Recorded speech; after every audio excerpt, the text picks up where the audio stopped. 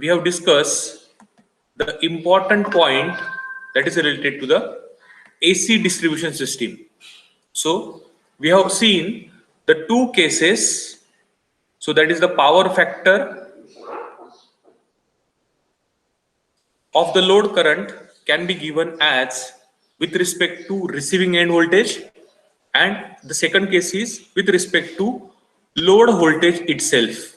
So that two cases we have seen in the previous class.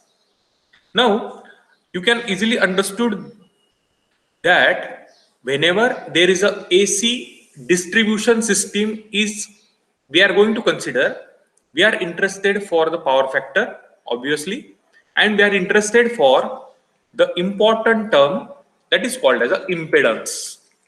And this impedance is nothing but it is a combination of resistance, that is a real part, and we are interested for the reactance also, that is a imaginary part.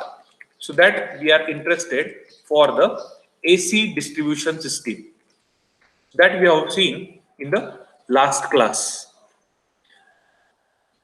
So the numerical is definitely asked based on the AC distribution system, and the derivation which we have seen earlier, that can be also asked. So that point is very important from unit number 1. So let me share my screen so that you can understood our syllabus.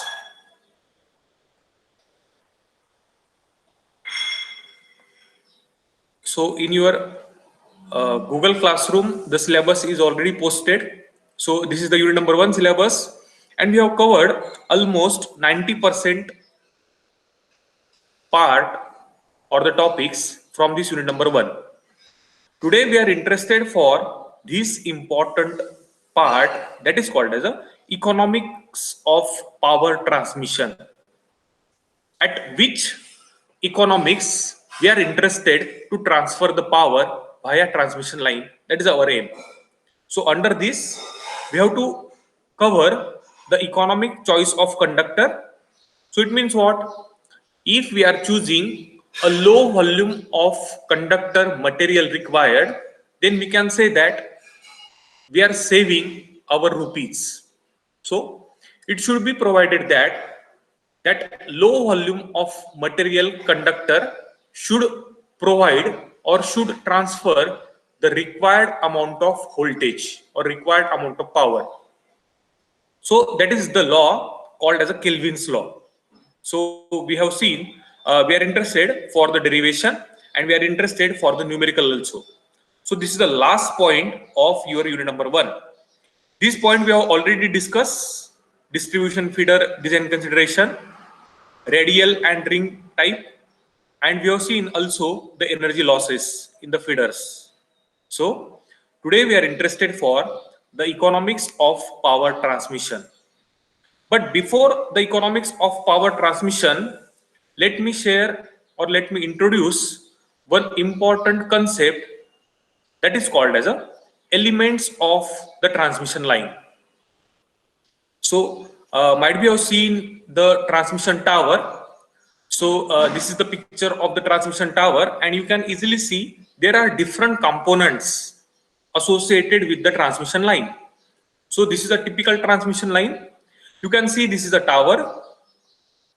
This tower is made up of the steel, obviously. These are the insulators which supports to the conducting part or the conductor.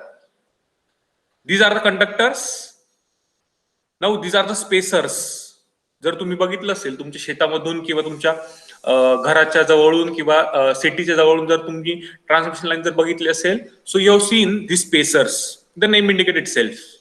Spacers means it is used for making the space between two conductors. So if we are not using the spacers, the two conductors are get connected to each other and there will be the possibility of short circuit. So the spacers are very important. Yes. And these are the dampers which are provided or which is used for making to damp the oscillations. ज्यावेळेस खूप वादळ वारं येतं किंवा oscillations हे तयार होतात कंडक्टर्सवर, so dampers R there. आता हा खूप स्मॉल पार्ट आहे डॅम्पर्सचा, जर तुम्ही बारीक लक्ष दिलं, सो हा part is nothing but it is a damper. Yes, हे जर बघितलं तुम्ही स्टार्टिंग आणि एंडिंगला या ठिकाणी, so that are called as a dampers, which are used for damping the oscillations. Oscillations कमी करण्यासाठी किंवा स्टॉप करण्यासाठी we are using the dampers. This is the cross arm of this tower, and the topmost conductor is called as earth wire. So these are the 6 to 7 components of every typical transmission line. They are available. जर तुमचं निरीक्षण असेल, observation असेल, so you can easily see and you can easily identify these different components of the transmission line. So the main important consideration of this transmission tower is the conductor. So let me share my screen. So this is the conductor which we are using for transmission purpose. So you can see these are the bundled conductors. There are set of bundles, or you can say many conductors are there and they are making one bundle. Yes, so this conductor is ACSR conductor, aluminum conductor, steel reinforced.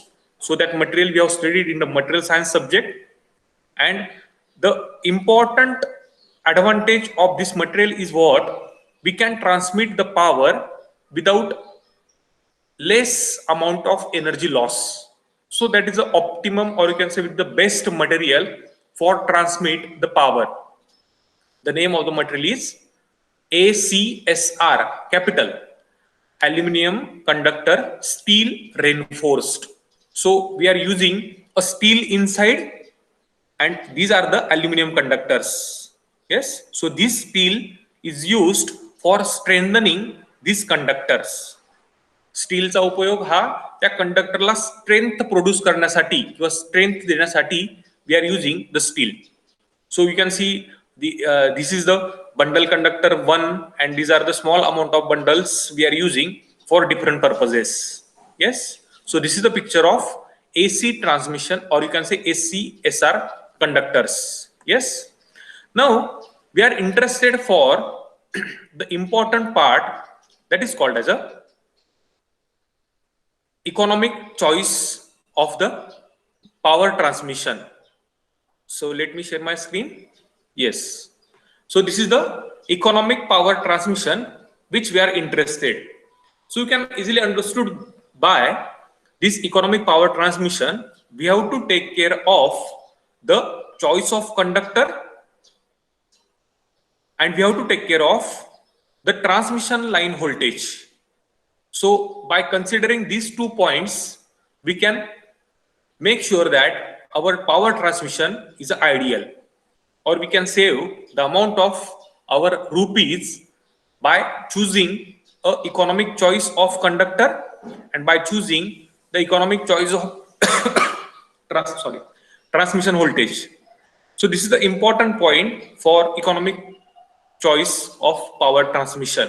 Yes, so जर तुम्हाला वाटत असेल आता की sir आपण स्वस्तातला स्वस्तात conductor जर use केला तर आपली इकॉनॉमी आपली वाचेल किंवा आपले रुपीज वाचतील, but make sure that how much it is reliable, किती वर्षापर्यंत टिकू शकतो हे सुद्धा आपल्याला बघावं लागेल. So we have to make sure that our conductor will withstand the number of years and it can withstand the amount of power is to be transmitted. आपल्याला दोन गोष्टी लक्षात ठेवाव्या लागतील की असं नाही की तुम्ही आज एक कंडक्टर लावला आणि 2 वर्षानंतर तो खराब होत असेल तर तुमची ती रिपेअरिंगची कॉस्ट ही वाढते. सो तुम्हाला कळत असेल की एखादी गोष्टमध्ये मेंटेनन्सची कॉस्ट ही इक्विपमेंटच्या कॉस्ट पेक्षा जास्त असेल, so you have to scratch or you have to scrap that equipment. मी घरामध्ये बघा वाटलं असतं की तुमच्या घरामध्ये जर इलेक्ट्रिक फॅन जर बिघडला आणि इलेक्ट्रिकल फॅनचं जर रिपेअरिंग करायला गेले तुम्ही बाजारामध्ये आणि जर तुम्हाला त्या माणसाने सांगितलं की सर याला कमीत कमी 2,500 ते 3,000 रुपये खर्च येईल, तर तुम्ही काय विचार करसाल की 1,500 ते 2,000 मध्ये जर नवीन फॅन येत असेल तर आपण कशाला याला रुपीज वाया घालवायचे ना आपले. सो हा सुद्धा एक इम्पॉर्टंट पॉइंट आहे इकॉनॉमिक्स मधला. If the maintenance cost is greater than your equipment cost, so that is not permissible. Ultimately मेंटेनन्सची कॉस्ट ही इक्विपमेंटच्या कॉस्टपेक्षा कमीच पाहिजे असं आपल्याला नेहमी वाटत असतं. Yes. Now we are interested for this economic choice of conductor size. आपण बघितलं सुरुवातीला स्टार्टिंगला जेव्हा आपण युनिट स्टार्ट केलं होतं त्यावेळेस आपण एसी सिस्टीम आणि डीसी सिस्टीम हे बघितले होते डिफरन्स. याच्यामध्ये आपल्याला असं कळालं होतं की AC system has more advantages over DC system. Yes. Hence we have to choose the AC system. आता एसी सिस्टीम मध्ये परत दोन कॅटेगरी पडतात, overhead system and underground system. मग अंडरग्राउंड सिस्टीमचे लिमिटेशन्स आहेत म्हणून आपण काय करतो, प्रेफरली ओव्हरहेड सिस्टीम प्रिफर करतो. म्हणजे आपली आयडियल सिस्टीम कोणती झाली आता, AC overhead system. But after this, we have to make sure that our choice of conductor is ideal. आपल्याला असा कंडक्टर चूज करायचा आहे, मटेरियल नाही त्याची साईज म्हणतोय आपण. मटेरियल तर आपण आयडेंटिफाय केलं की एसीएसआर कंडक्टर हे सगळ्यात चांगलं आहे, ते विथस्टँड करू शकतं कितीही अमाऊंटचा करंट पर्टिक्युलरली, आणि त्याची जी कॉस्ट आहे ती सुद्धा खूप कमी आहे other than copper, other than you can say silver. Yes.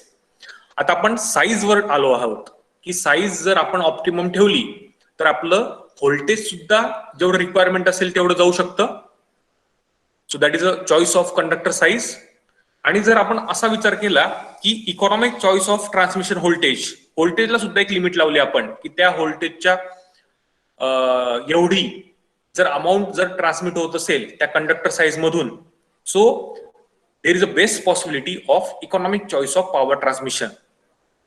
Before this, we will see one video. That video explains you how to erect the transmission tower. तुम्ही बघितलं असेल की तुमच्या घराच्या आजूबाजूला जर ट्रान्समिशन टावर असेल तर ते ट्रान्समिशन टावर इरेक्शनची एक प्रोसिजर असते. Yes. So this is the video from YouTube and we will increase the speed of this video so that you can see this video in detail. Let's say we are interested for erection of the tower. मग erection of tower साठी तुम्हाला काय लागतील, conductor म्हणजे bars लागतील.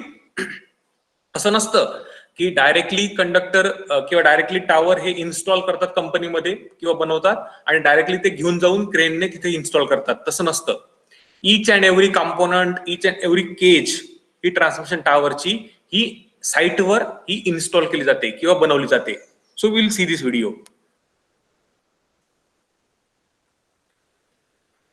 Now you can see the people are arranging the cage. प्रत्येक माणूस काय करतो आहे, त्या ठिकाणी जे कंपोनंट्स आहेत ना टावरचे ते घेऊन तिथे असेंबल करण्याचा प्रयत्न करतो आहे.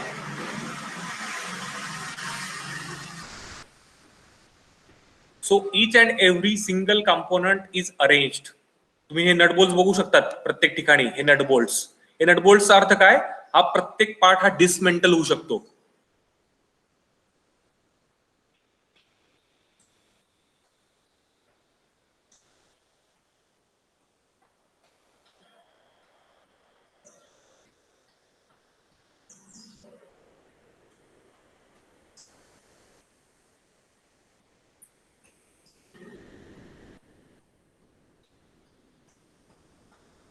Now this is the important point that is called the foundation. Foundation हे सुरुवातीला करावं लागेल तुम्हाला. ऑब्व्हियसली ते कॉन्क्रीटचं असेल आणि फाउंडेशन क्लिअर झाल्यानंतर त्याला एक 7 ते 8 दिवसाचा कालावधी गेल्यानंतर you have to start this procedure of erection. So you can see the crane over here which is used for lifting the parts.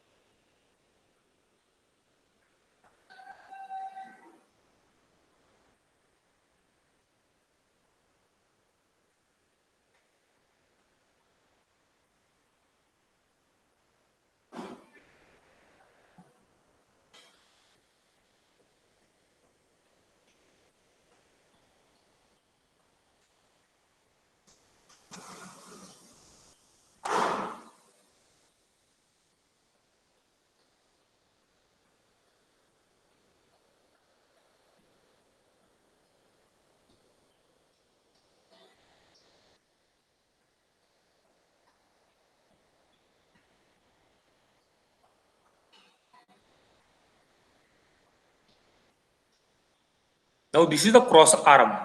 तुम्हाला दिसत असेल आता हे क्रॉस आर्म हे नंतर लावले. पहिले स्ट्रक्चर उभं केलं and then we are using the cross arm. आणि ह्या क्रॉस आर्मला परत इन्सुलेटर लावून कंडक्टर्स तुमचे काय केले जातात, लिफ्ट केले जातात.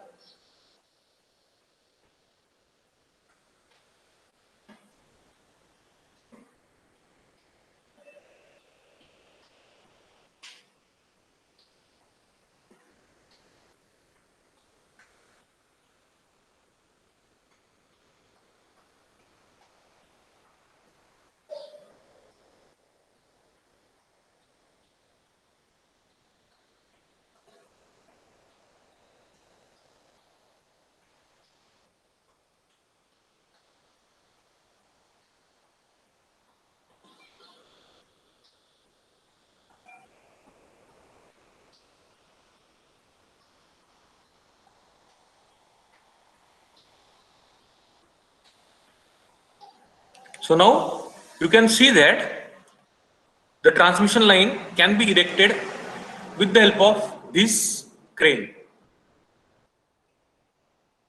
Now we will go ahead with this today's topic of our interest. So that is economics of power transmission, and we have to identify the economic choice of conductor size. Now the cost of conductor material is generally a very considerable part of total cost of the transmission line. मला कळत असेल की आता जो cost of conductor material आहे ती सुद्धा एक इम्पॉर्टंट पार्ट आहे कशामधला, total cost of transmission line. आणखी कंपोनंट जर बघितलं आपण ट्रान्समिशन लाईनचे, त्याच्यामध्ये कंडक्टर हा इम्पॉर्टंटली प्रायमरी पार्ट असतो. Yes, the most economical area of conductor is that for which total amount of cost of transmission line is minimum. आपल्याला असा एरिया ऑफ कंडक्टर आयडेंटिफाय करायचा आहे की त्यामुळे काय होईल, तुमची annual cost of transmission line, वार्षिक कॉस्ट सहसा म्हणू आपण त्याला ट्रान्समिशन लाईनची, ही काय पाहिजे, मिनिमम पाहिजे. And this is known as Kelvin's law. Kelvin is a person who identifies this important statement. Yes, and he has derived the important conclusion of economic choice of conductor size. मग तुम्हाला बऱ्याच वेळा state government exam मध्ये किंवा ज्या इंटरव्ह्यूच्या वेळेस तुम्ही जातात, सो तुम्हाला एक न्यूमेरिकल दिलं जातं based on to find out the economic choice of conductor, आणि ते प्रिन्सिपल असेल तुमचं केल्विन्स लॉचं. तुम्हाला असा कंडक्टरचा एरिया फाइंड आउट करायचा आहे की तो वार्षिक जी तुमची अॅन्युअल कॉस्ट असेल ट्रान्समिशन लाईनची ती मिनिमम पाहिजे. So that is called the Kelvin's law. तुम्ही बघितलं असेल की आता की जर मला एखादा टावर इरेक्ट करायचा असेल, सो मला कमीत कमी त्याच्यामध्ये 4 ते 5 दिवस हे खर्च करावे लागतात.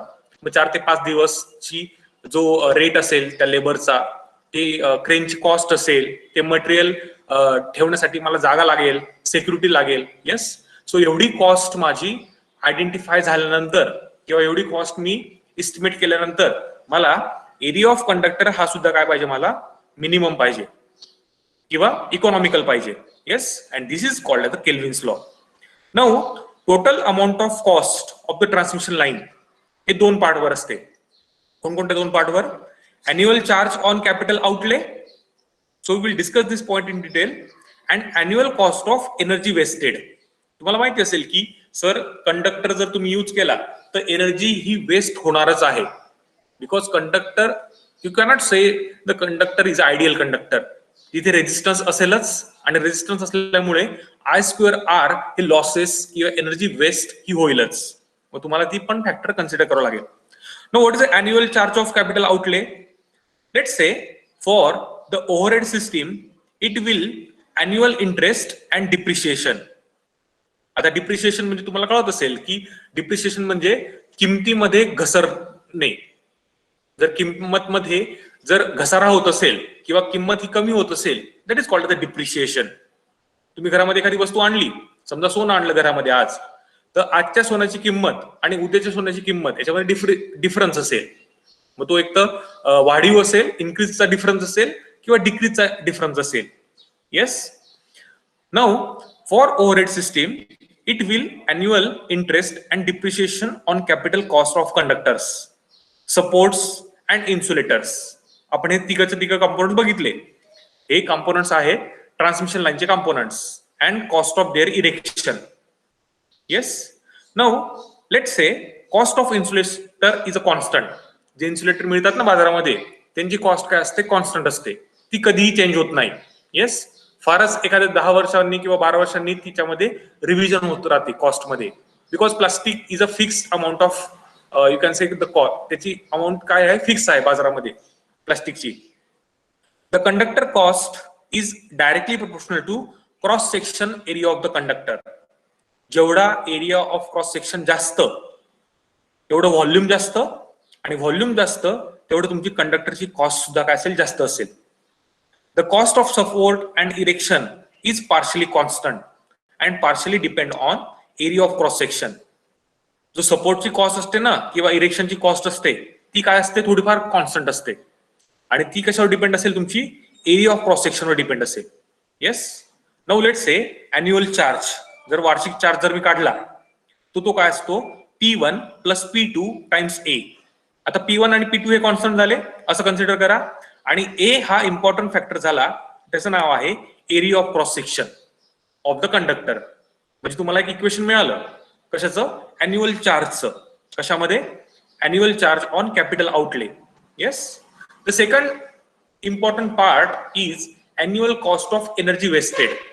आता असं कन्सिडर करा की energy lost in conductor due to I²R losses. Current flow होतो आहे, AC असेल, DC असेल, I²R लॉसेस हे जनरेट होतीलच. Yes. Assuming constant current assume करा, कारण की आपण करंटची व्हॅल्यू काही चेंज करत नसतो सहसा. In conductor through out the year, एका वर्षामधून करंट हा कॉन्स्टंट फ्लो होणार आहे असं समजा. Therefore energy lost is directly proportional to only one parameter, and that is called as a resistance. This resistance is directly proportional to 1 and inversely proportional to the area A, R equal to rho L by A. मग A शी काय आहे, तो energy lost ही तुमची काय आहे, inverse relation आहे. म्हणजे इथे काय होतं बघा, एरिया जास्त तर एनर्जी लॉस्ट काय होते, तुमची कमी होते. Yes. So it means annual cost of energy wasted is P3. P3 हा तिसरा कॉन्स्टंट आला, आणि P3 divided by A, आणि P3 is a constant and A is the area of cross section. आता total annual cost, we have to combine the annual charge of outlay and we have to combine the annual charge of energy wasted. P1 plus P2A plus P3 divided by A. So that is a total energy, or you can say total annual cost. Let's say this cost is indicated with the term C. So C is equal to P1 plus P2A plus P3A. आपल्याला derivation बघायचंय याचं. Yes. Now only A is a variable.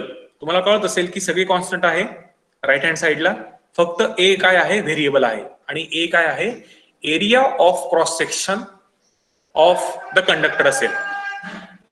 Now let's say therefore total annual cost of transmission line will be maximum. एखादी गोष्ट maximum कधी असते हो, ज्यावेळेस त्यांचा differentiation of C with respect to A is 0 असेल. Let's take the derivative of this C term. dC by dA is 0. Let's say put the value of dC by dA. So this is the P1 plus P2A plus P3 by A is equal to 0. आता P1 is a constant, so the derivative is 0. P2A we have to take with respect to dA. So P2 is outside, dA by dA 1, so P2 into 1 is P2.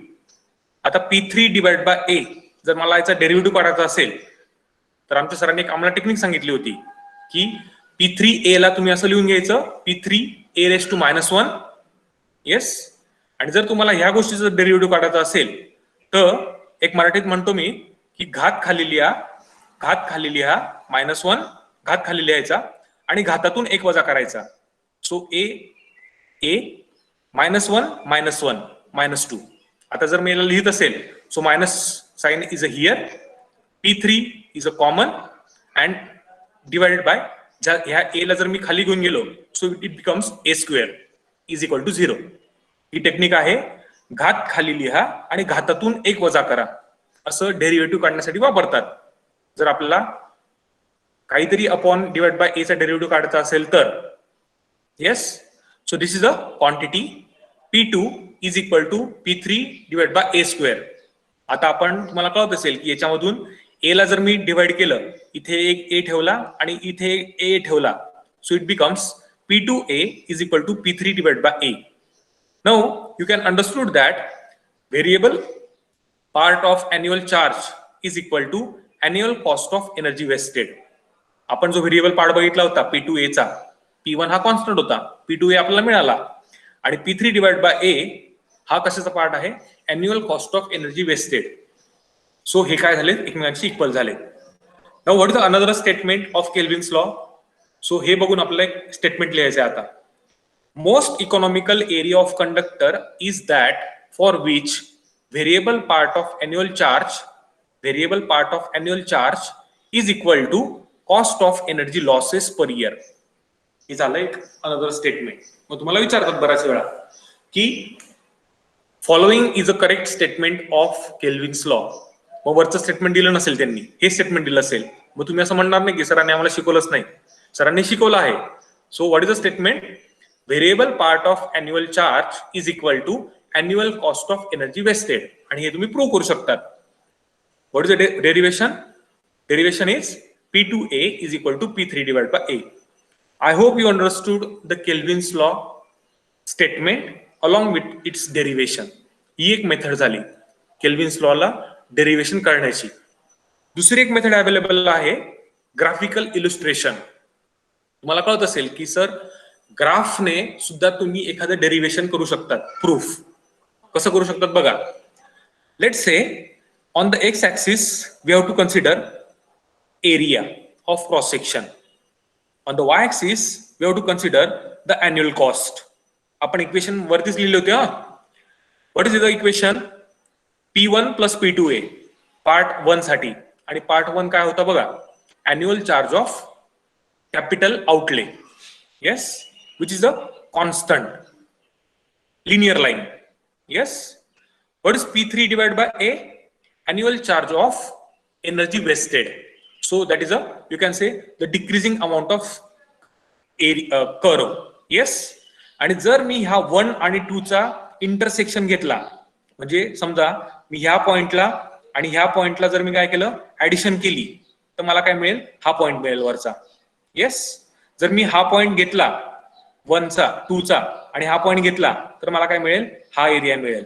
Yes, so असं जर मी करत गेलो, दोघांचा intersection घेत गेलो, so there will be a trajectory is drawn and that trajectory is nothing but P1 plus P2 plus P3 divided by A.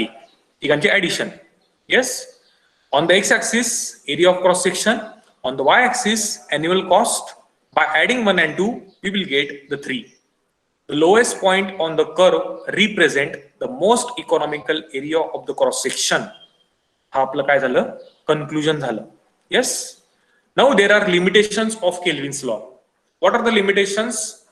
It is not easy to estimate the energy loss in line without actual load curve. आपल्याला load curve काढल्याशिवाय आपण energy loss किती आहे हे सांगू शकत नाही. म्हणजे आपल्याला एनर्जी लॉस चा कर्व काढणं अपेक्षित आहे.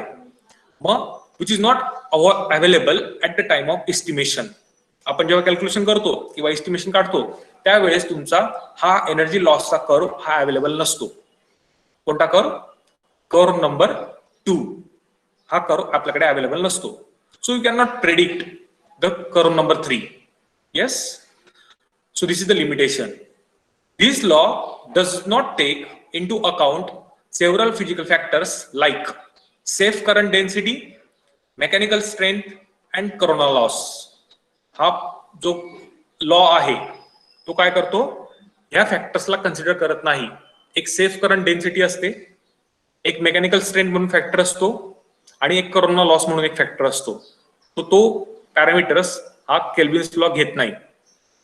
And third is what, interest and depreciation on capital outlay can not be determined accurately.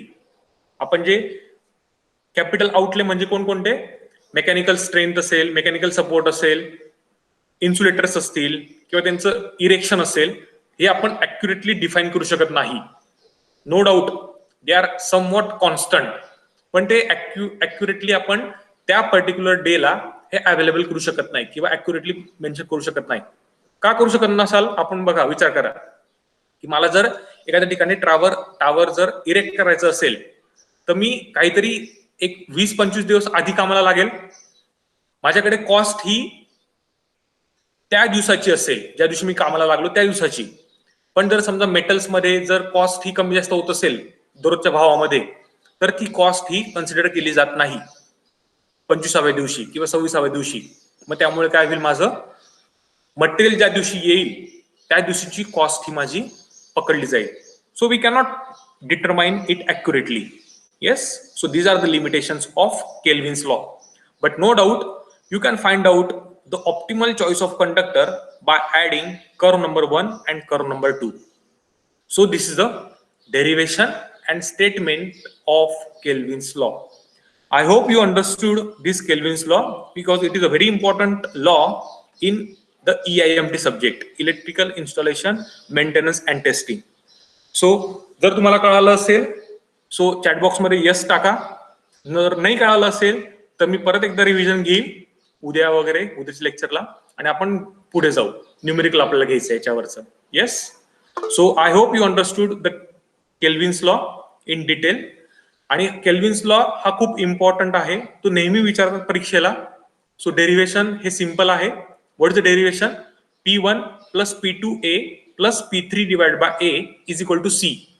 आणि जर आपल्याला सी मॅक्सिमम पाहिजे असेल, so we have to take the derivative with respect to A.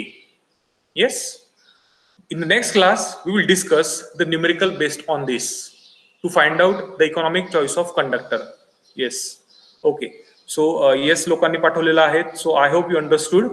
Rest बाकीच्या लोकांना पण कळालं असेल. 40 पैकी 17-18 लोकांचे आले रिप्लाय. बाकीच्या 20-22 लोकांना पण कळालं असेल असं मला वाटतं. आणि हा पॉइंट तुमचा लास्ट असेल. न्यूमेरिकल आपण उद्याच्या लेक्चरला घेऊ. आजच न्यूमेरिकल घेण्याची काही का करत नाही मी, की आज तुम्हाला थेरम शिकवलात किंवा स्टेटमेंट शिकवलं, तर आपण न्यूमेरिकल हे नेक्स्ट क्लासला कन्सिडर करू. Yes, okay. So you can leave the class and at 10:15 there is a class of AMA. आजपासून AMA चे तुमचे लेक्चर्स हे रेग्युलरली सुरू होतील. येस, सो 10:15 ला तुम्हाला जॉईन व्हायचंय AMA च्या लेक्चरला. तुम्हाला मेसेज येईल ग्रुपवर. Yes, okay. थँक्यू.